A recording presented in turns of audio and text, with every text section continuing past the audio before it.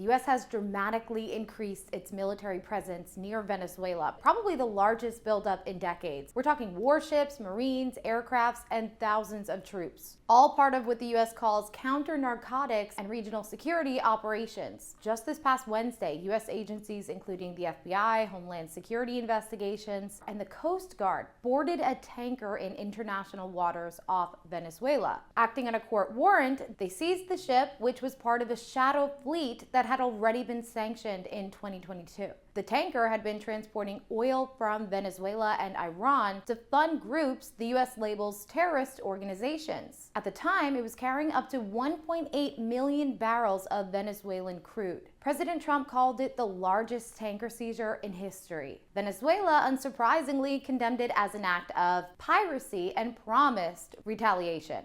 But this move is part of a broader, long-standing effort by the U.S. to pressure Nicolas Maduro's government, tied to election irregularities, human rights abuses, and accusation of narco-terrorism. And Maduro, for his part, has repeatedly accused the U.S. of trying to push him out of power. Now, to understand why things have escalated this far, it helps to look at the bigger picture. So back in 1998, Hugo Chavez came to power promising to fight corruption, reduce inequality, and challenge Venezuela's political elite. His Bolivarian revolution expanded presidential powers and social rights. Using the country's booming oil revenues, Chavez launched social programs that reduced poverty and illiteracy. It also nationalized key industries, including oil, steel, and electricity. But over time, oil production and efficiency began to decline. After surviving a brief 2002 coup attempt, Chavez strengthened ties with Cuba, Russia, China, and Iran, frequently accusing the U.S. of imperialism. By 2008, falling oil prices exposed the economy's vulnerabilities. Government spending outpaced revenue, inflation surged, and shortage began.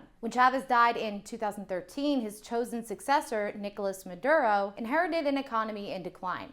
Maduro tightened his grip on power, undermining the National Assembly, creating a parallel constituent assembly, and arresting opposition leaders. In response, the U.S. imposed escalating sanctions targeting officials, the oil sector, and eventually a full oil embargo in 2019. Now, that same year, Washington recognized opposition leader Juan Guaido as interim president, a move that was backed by several Western and Latin American nations. Maduro, meanwhile, defended ties with Russia, China, and Iran to bypass U.S. sanctions. Fast forward to 2025, and tensions have reached a new peak. The U.S. started targeting alleged drug vessels in September, claiming they were trafficking drugs with the support of Venezuelan-linked cartels like Tren de Aragua. Lawmakers and legal experts, they're questioning the legality of these strikes, especially after reports of a second attack aimed at survivors of the first. By October, Trump declared these cartels, quote, unlawful combatants, effectively putting the U.S. in what he called an armed conflict with them. Now, around the same time, he authorized CIA operations inside Venezuela,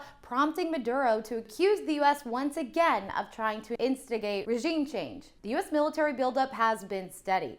Guided missile destroyers arrived in August. Amphibious ships with 6,000 troops and aircraft followed. F-35 fighter jets were deployed to Puerto Rico, and by late October, the USS Gerald R. Ford aircraft carrier had joined the fleet, bringing total forces to roughly 12,000. Now, in the midst of all this, the tanker seizure on December 10th was a major escalation, with Attorney General Pam Bondi pointing out that the ship had been part of an illicit oil shipping network supporting foreign terrorist organizations.